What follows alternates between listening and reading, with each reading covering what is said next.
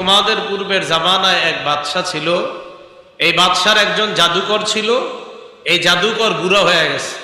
বুড়া হয়ে যাওয়ার পর বাদশাকে এসে বলল, বাদশা, আমি তো বয়স্ক হয়ে গেছি, মুরব্বী হয়ে গিয়েছি, আমার কাছে একটা ছেলে পাঠান, একটা যুবক পাঠান, যে যুবককে আমি জাদুবিদ্যাটা শিখাইয়া দিতে পারি, যেন আমার জাদুবিদ্যাটা তারে শিখাইয়া দিতে পারি, সে এই জাদু মানুষকে দেখাবে। তো এই কথা বলার পর ফাবাসা ইলাইহি গুলামা, বাদশাহ একজন মেধাবী যুবককে জাদুকরের কাছে পাঠায়। জাদুকরের কাছে যাওয়ার পর জাদুকর এই যুবকটাকে জাদুবিদ্যা শিখায়। ওয়াকানা ফি তরিকিহি ইদা সালাকা রাহিব, যুবক যে রাস্তা দিয়ে যায়, যাওয়ার সময় একজন পাদ্রীর সাথে তার সাক্ষাৎ। পাদ্রীর সাথে সাক্ষাৎ হওয়ার পর ফাকাদা ইলাইহি, পাদ্রীর সামনে বসছে।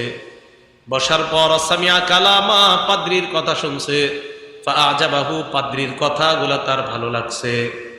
যুবক যখন জাদুকরের কাছে যায়, যাওয়ার সময় রাস্তার মধ্যে একজন পাদ্রীর কাছে বসছে। বসার পর পাদ্রীর কথা শুনছে, শোনার পর যুবকের ভালো লাগছে।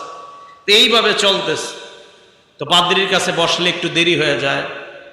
হাদিসের মধ্যে আসছে, ওয়াকানাল গুলামু ইদা আতাস সাহিরা, গোলাম যখন জাদুকরের কাছে যাইতো, যাওয়ার সময় মাররা বির রাহিব, পাদ্রীর পাশ দিয়ে যাইতো।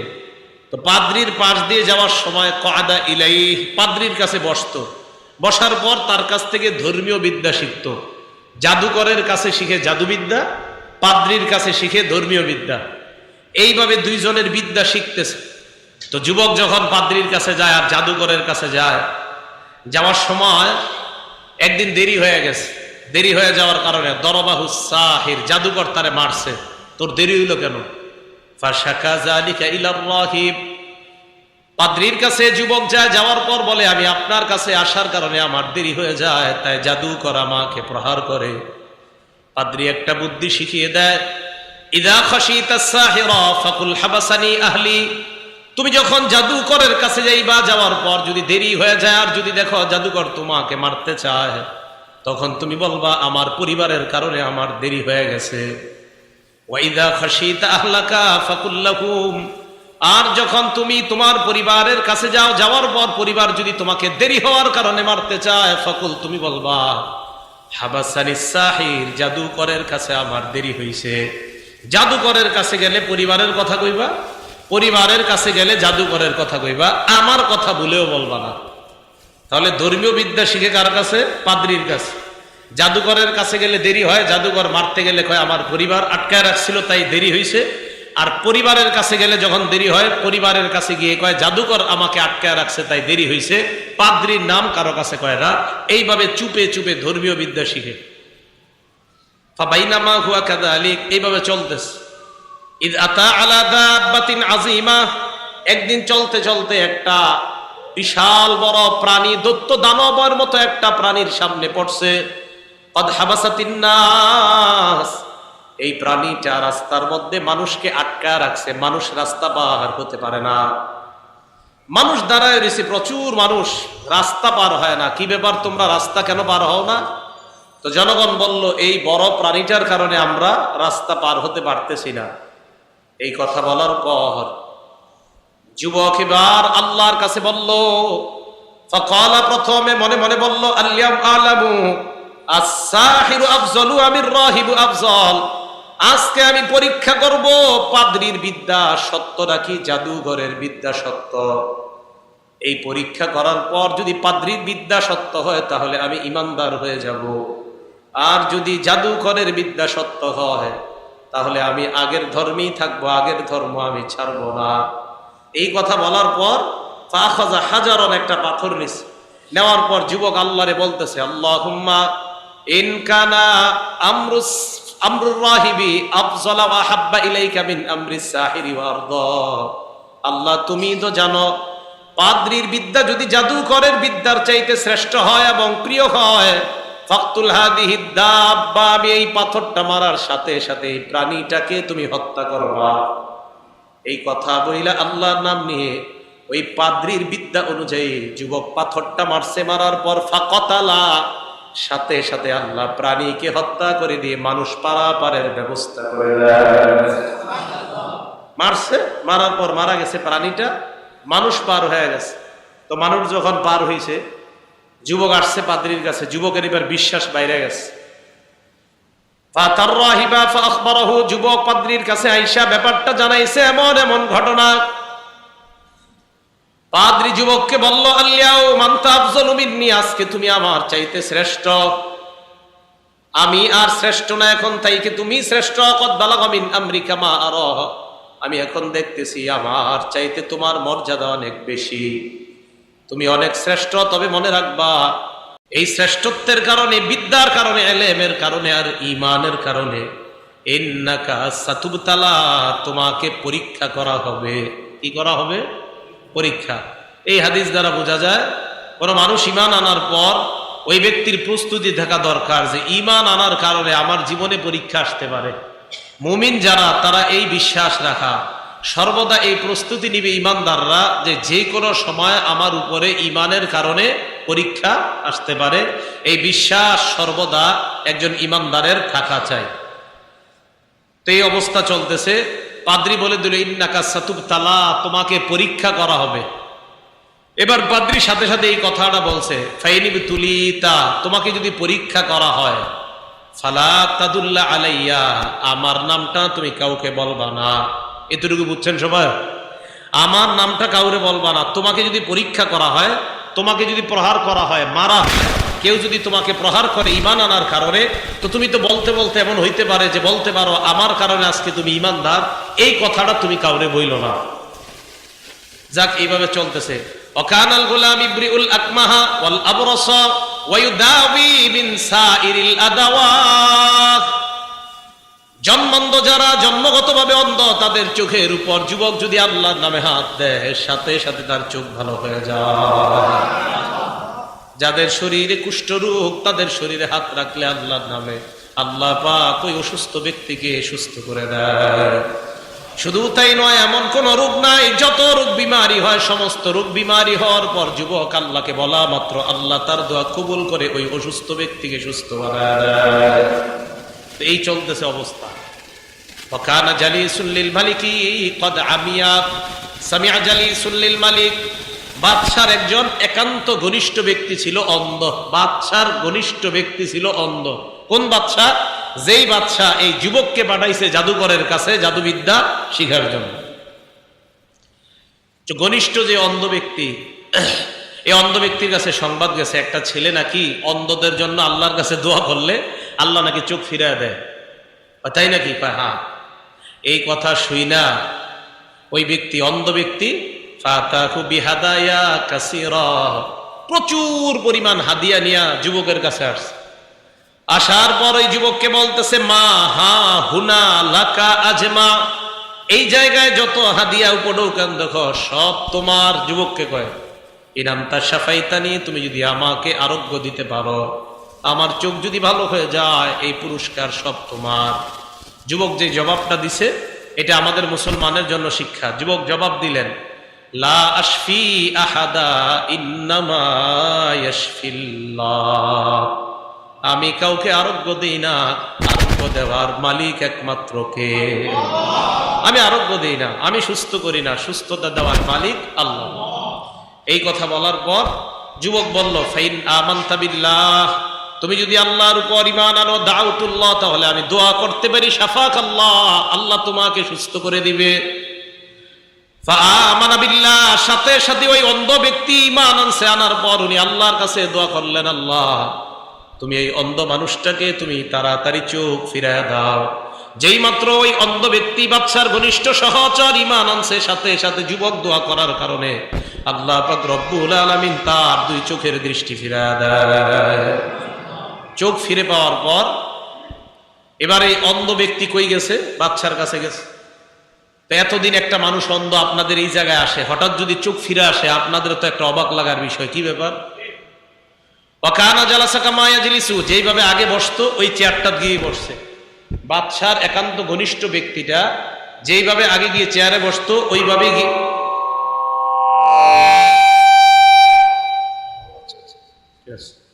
বাদশার ওই ঘনিষ্ঠ ব্যক্তি যেইভাবে আগে চেয়ারে বসতো ওইভাবে গিয়েই ওই অন্ধ ব্যক্তি চেয়ারের মধ্যে বসছে। চেয়ারে বসার পর তো বাদশা হঠাৎ দেখে কি তার চোখ ফিরে পাইছে। ঘটনা কি? প্রশ্ন করলো, মান রদ্দা আলাইকা বাসারাক, কি ব্যাপার, তোমার চোখ কে ফিরিয়ে দিল? অন্ধ ব্যক্তি জবাব দেয়, রব্বি, আমার রব ফিরাই দিচ্ছ। এইবার বাদশা কি প্রশ্ন করে দেখেন, অবিবেচকের মতো প্রশ্ন। মূর্খ মানুষ এই জাতীয় প্রশ্ন করতে পারে। বাদশা জবাবে বলে, আলাকা রব্বুন গায়রি, আমি ছাড়াও কি তোমার কোনো রব আছে? আমি ছাড়া কি তোমার কোনো রব আছে? এখন তো মাশাআল্লাহ আমাদের এই বর্তমান দুনিয়াতে অন্তত রব দাবি করে মানুষ নিজের এরকম সংখ্যা খুব কম, মানে রব দাবি করে না। তো ফেরাউন মানে এরকম বইলা ফেলতো, রব তো আমি। নমরুদ বইলা ফেলতো, আমি তো রব। তো ওই ব্যক্তি বাদশাহ এ বইলা ফেলতেছে, তোমার কি আমারে ছাড়া কোনো রব আছে? বাদশার একান্ত সচিব জবাব দেয়, রব্বি ওয়া রব্বুকাল্লাহ, আমার রব না শুধু আমারও রব, আপনারও রব, তিনি বলেন আল্লাহ। আমার রব, আপনার রব কে? এই কথা বলার পর বাদশা কয়, আমার সামনে যা বলছো আর কখনো বলবা না। অন্ধ ব্যক্তি যিনি চোখ ফিরে পেয়েছেন তিনি জবাব দেয়, না না, আমার রব আপনার রব, সবার রব একমাত্র আল্লাহ। তোমারে এই শিক্ষা কে দিছে? অন্ধ ব্যক্তিটা বলতে চায় না। ফালাম ইয়াজাল ইউআযিবুহু, তাকে শাস্তি দেওয়া শুরু। এত নির্মম নিষ্ঠুর ভাবে নির্যাতন করতে লাগলো। এক পর্যায়ে হাত্তা দাল্লা আলাল গুলাম, বাদশার একান্ত ওই ব্যক্তিটা গোলামের কথা বলে দিস যে ওই যুবক, যেই যুবককে আপনি জাদু বিদ্যা শিখাইতে পাঠিয়েছেন, ওই যুবক আল্লাহর কাছে দোয়া করছে, তার কারণে আমি আমার চোখ ফিরে পেয়েছি। ফাজি আবিল গোলাম, যুবককে ডাক দেয়। ডাক দেওয়ার পর বাদশা বলল, কি ব্যাপার, তুমি নাকি এইভাবে তার চোখ ফিরিয়ে দেওয়ার ব্যবস্থা করেছো? কিভাবে করেছো আমাকে একটু বলো। বাদশা কয়, বুঝতে পারছি, কদ বালাগা মিন আমরিকা মা তুদরিউল আকমাহা ওয়াল আবরাস, মনে হয় জাদুবিদ্যা তুমি এতটা পারদর্শিতা অর্জন করছো, এখন তুমি জাদুর মাধ্যমে মানুষের চোখ ফিরিয়ে দিতে পারো। তোমার মনে হয় জাদুবিদ্যা এত সুন্দরভাবে রপ্ত হয়েছে যে জাদুর মাধ্যমে এখন মানুষের চোখ ফিরিয়ে দিতে পারো। জাদুর মাধ্যমে তুমি এখন কুষ্ঠ রোগীকে ভালো করো না। যাক, খুব ভালো হয়েছে যে জাদুবিদ্যা তোমার কাজে লাগছে। যুবক জবাব দেয়, লা আশফি আহাদা, আমি কোন জাদুবিদ্যার মাধ্যমে কাউকে আরোগ্য দেই না। ইন্নামা ইয়াশফিল্লাহ, আরোগ্যদাতা একমাত্র আল্লাহ।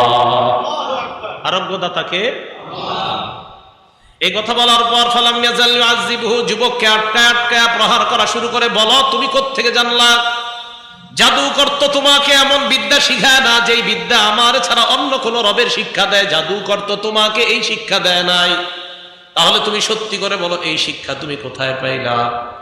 এক পর্যায়ে হাত্তা দাল্লা আলার রাহিব, নির্যাতন সহ্য করতে না পেরে পাদ্রীর কথা বলে দিস। ওই পাদ্রী আমাকে এই শিক্ষা দিছে। ফাজি আবির রাহিব, পাদ্রীকে আনা হয়। আনার পর পাদ্রীকে বাচ্চা প্রশ্ন করলো, ইরজি আন দীনিক, তুমি তোমার ধর্ম থেকে ফিরে আসো। যদি ধর্ম থেকে ফিরে না আসো তাহলে তোমার অবস্থা খারাপ হবে। ফাবা, পাদ্রী সরাসরি অস্বীকার করে, অসম্ভব, আমার পক্ষে ধর্ম ছাড়া সম্ভব না, ধর্ম ছেড়ে দিতে পারবো না, এটা অসম্ভব। এই কথা বলার পর বাদশা ফাদা বিল মিশার, এই জায়গাটা মন দিয়ে শুনুন। মিশার মানে হলো করাত। করাত, করাত চিনেননি আপনারা? করাত দিয়ে গাছ কাটে না, এই করাত। তো করাত আনার পর বিসমিল্লাহ, করাত আনছে। আনার পর দেখেন কি বলছে হাদিসে, ফাওয়াদাল মিশার আলা মাফরিকি রাসিহি, মাথার এই তালুতে করাতটা রাখছে এইভাবে, এইভাবে রাখার পর কয় তাড়াতাড়ি দিন ছাড়াও, কয় অসম্ভব। চিন্তা করেন, করাত। রাসূল এক সাহাবা নাম খাব্বাব রাদিয়াল্লাহু তাআলা, নবীজি কাবা চত্বরে এইভাবে শুয়ে রয়েছে। হযরত খাব্বাব আয়েশা কয়, আল্লাহ তাদউল্লাহ লানা ইয়া রাসূলুল্লাহ, হুজুর আমগো জন্য একটু দোয়া করেন না। কয় কি হইছে? নির্যাতন আর সইতে পারতাছি না হুজুর। নবীজির চেহারা মুবারক লাল হয়ে গেছে। যাওয়ার পর কয়, খাব্বাব আগের দিনের ইমানদারদের ঘটনা মনে হয় তোমার জানা নাই। ওই ইমানদারদের মাথা বরাবর করাত রাখার পরেও তারা ঈমান কখনো ছাড়ে নাই। বাদশা পাদ্রীর মাথার এই বরাবর করাত রাখার পর যেই মাত্র করাত দিয়ে তার মাথাটা দ্বিখণ্ডিত করবে, কি মজবুত ঈমান। পাদ্রী জবাব দেয়, অসম্ভব, যে ঈমান আনছি আল্লাহর উপরে ঈমান ছাড়া সম্ভব না। হাদিসের বর্ণনা, ফাশাক্কা রাসাহু, বাদশা ওই পাদ্রীর মাথাটা দুই ভাগ করে ফেলছে করাত দিয়া। ফাওয়াকা শিক্কা, ওই মাথার দুইটা খণ্ড দুই পাশে এইভাবে পড়ে রয়েছে। ফাজিআ বিজালিসিল মালিক, এবার ওই বাদশার একান্ত সচিবকে আনছে, যেই সচিবের অন্ধ চোখ আল্লাহ ভালো করে দিছে। তাকে আনার পর তার মাথা বরাবর করাতটা রাখছে। করাত রাইখা কয়, তোমার ওই অবস্থা হবে আগের জনের যে অবস্থা, ইরজিআন দীনিক, ধর্ম থেকে তুমি ফিরে আসবা, নাকি তার মাথার মতো তোমার মাথাটা দুই টুকরা করব। একবার ভাবেন, এক ইমানদারের মাথায় করাত, আর এক ইমানদারের মাথার দুইটা টুকরা দুই পাশে পড়া আর দেখাইতেছে, তোর অবস্থা হবে, এই যে মাথা দুইটা যেভাবে আছে তোর অবস্থা হবে, ঈমান ছাড়বি? ওই অবস্থায় বাদশার একান্ত সচিব জবাব দেয়, অসম্ভব, যেই আল্লাহরে বিশ্বাস করার কারণে আমার চোখ ফিরে পেয়েছি, ওই আল্লাহর উপর ঈমান ছাড়ার প্রশ্নই আসে না। মাঝে মাঝে আমি চিন্তা করি যে আমগরে যদি এরকম হইতো আমরা কি যে কইতাম আল্লাহ জানে। আপনাদেরকে নিয়ে না, আমরা যারা পড়াশোনা করছি কোরআন হাদিস, আমি আমারই বলতেছি, সাধারণত জনগণ আপনারা পড়ে, আমরা তো কোরআন হাদিস শিখছি, তা আমার মাথায় যদি এরকম রাখে, আমি নিজে চিন্তা করি যে আল্লাহ আমার মাথায় যদি এরকম করাত রাখে, আল্লাহ জানে যে তোমার উপর বিশ্বাস কি রাখি কিনা। মানে টেনশনে পড়ে যায়, মাবুদ তুমি তো এত ভয়ঙ্কর পরীক্ষায় ফালাও নাই আমাদেরকে, আহারে আগের ইমানদারদেরকে তুমি কত বড় পরীক্ষা নিছো আল্লাহ, এরপরেও সফল হয়েছে তারা, আর এখন আমরা 10 টাকার কাছে ইমান বিক্রি করে দিই, 5 টাকা 10 টাকার কাছে ইমান বিক্রি। বাদশার একান্ত সচিবের মাথায় এইভাবে করাত রাখার পর মোট কয়জন ইমানদার? 3জন। বুঝছেন তো কারা কারা? একজন পাদ্রী, আরেকজন এই বাদশার ওই যে ওই সচিবটা যার চোখ ফিরে পাইছে, আরেকজন ওই যুবক। তো যুবক দেখতেছে সব। এবার বাদশার একান্ত সচিবের মাথায় এইভাবে করাত রাখার পর ফাশাক্কা রাসা, তার মাথাটা দুই ভাগ। ফাওয়াকা শিক্কা, দুইটা টুকরা দুই ভাগে পড়ে আছে, মোট 4টা। আগের জনের মাথার দুই টুকরা, এবার এই দুই টুকরা যুবককে ডাক দিয়ে কয়, দিন থেকে ফিরে আসবে কিনা বল, ঈমান ছাড়বে কিনা? যুবক কয়, অসম্ভব, তাদের দুইজনের মাথা দেখে আমার ঈমান ছাড়ানোর চেষ্টা করো। কোনদিনও না, যে আল্লাহর উপর আমি ঈমান আনলাম, ওই আল্লাহর উপর ঈমান ছাড়ার কখনো প্রশ্ন আসে না। এই কথা বলার পর ফাদাফা ইলা নাফারিন মিন আসহাবিহি, একদল সেনাবাহিনীকে বাদশা ডাকছে। ডাকার পর বাদশা বলতেছে, এক কাজ করো, এই যুবককে ফাযহাবু বিহি ইলা জাবালিন কাযা ওয়া কাযা, এই যুবককে নিয়ে অমুক পাহাড়ে যাও। ফাসাদু বিহিল জাবাল, পাহাড়ের উপরে উঠবা যুবককে নিয়ে। উঠার পর ফাইদা বালাগতুম যুরওয়াতা, পাহাড়ের চূড়ায় যখন পৌঁছবা, পৌঁছার পর ফাইন রাজান দীনিহি, যদি ধর্ম থেকে ফিরে আসে ভালো কথা, অন্যথায় ফাতরাহুহু, পাহাড়ের উপর থেকে নিচে তাকে ফেলে দিয়ে হত্যা করবা। নাউযুবিল্লাহ। ফাযাহাবু বিহি ইলা জাবাল, মুসলিম শরীফের বর্ণনা, আল্লাহ রাসূল বলেন, যুবককে নিয়ে তারা পাহাড়ে যায়। ফাসাইদু বিহিল জাবাল, পাহাড়ের উপর উঠছে, অনেক বড় পাহাড়। পাহাড়ের উপর উঠার পর ওই যুবককে বলে, ঈমান ছাড়বা কিনা? যুবক কয়, অসম্ভব। পাহাড়ের একদম মাথায় গেছে, যাওয়ার পর নিচের দিকে তাকাইলে আমি আপনি মনে হয় তাকাইলেই মরে যাইতাম, তোরে এখন ফালাইয়া দিব। যুবক কয়, তো কি হয়েছে? ঈমান না ছাড়লে ফেলে দিব। যুবক আল্লাহকে বললেন, আল্লাহুম্মা কফিনিহিম বিমা শি'তা, আল্লাহ আপনি আপনার শক্তি দেখা দেন, তাদের থেকে কুদরতি ভাবে আমাকে আপনি হেফাজত করে নেন। এই দোয়া করার সাথে সাথে রাজিফা বিহিমুল জাবাল, পাহাড় নড়াচড়া শুরু করছে। পাহাড় যারা যুবককে হত্যা করার জন্য নিয়ে গেছে, নড়াচড়া করে পাহাড় তাদেরকে নিচে ফেলে হত্যা করছে, যুবককে নিরাপদে নিচে নামায় দিচ্ছে। এখান থেকে একটা বুঝার আছে, একই পাহাড়ে সবাই না, আর একই পাহাড়ে সবাই না? তাহলে একই পাহাড়ে একদল আল্লাহ মাইরা ফেললো, যুবককে আল্লাহ হেফাজত করলো, তার মানে আমার আল্লাহ সব পারে। একই জায়গায় সবাই, পাহাড় নড়লো, পাহাড় পুরা ধ্বংস করে ফেললো সব, কিন্তু আল্লাহ চাইছে যুবক মরবে না, মরে নেই। ফাজা আয়ামশি ইলাল মালিক, যুবক সুন্দর হাঁটতে হাঁটতে বাদশার কাছে আসছে। মুসলিম শরীফের হাদিস। হ্যাঁ, দু একদিন পর পর আমি এটা পড়ি, আমি নিজে পড়ি, আমার ইমানরে মজবুত করার চেষ্টা করি। তো এইভাবে যুবক হাঁটতে হাঁটতে বাদশার কাছে গেছে। যাওয়ার পর বাদশা কয়, ঘটনা কি? তুমি তো আসার কথা না, যারা আসার কথা তারা কই? তুমি তো আসার কথা না, যারা আসার কথা তারা কোথায়? হাদিসের বর্ণনা, মা ফাআলা আসহাবুকা, কোথায় আমার সৈন্যবাহিনী কই, তোমার সাথে যারা গেছে? যুবক জবাব দিল, কি দেখেন আমাদের জবাবগুলা সব ক্ষেত্রে এমন হওয়া উচিত। যুবক কয়, কাফানিহিমুল্লাহ, তাদের থেকে আল্লাহ আমাকে হেফাজত করছেন। আল্লাহ আমাকে তাদের বিরুদ্ধে যথেষ্ট হেফাজত করে তোমার কাছে আল্লাহ আবার এনেছেন। মানে যাদেরকে আমারে মারতে পাঠাইছো, যাদেরকে আল্লাহ তাগরে মারছে, আর আমারে আল্লাহ নিরাপদে তোমার কাছে পাঠাইয়া দিছে। তাই? আরেক দল সেনাবাহিনী ডাকছে, ডাকার পর দফা ইলা নাফারিম মিন আসহাবিহি, তাদেরকে দিল, দেওয়ার পর বলল, ইযহাবু বিহি ইলাল বাহ, এই যুবককে নিয়ে অমুক সমুদ্রে যাও।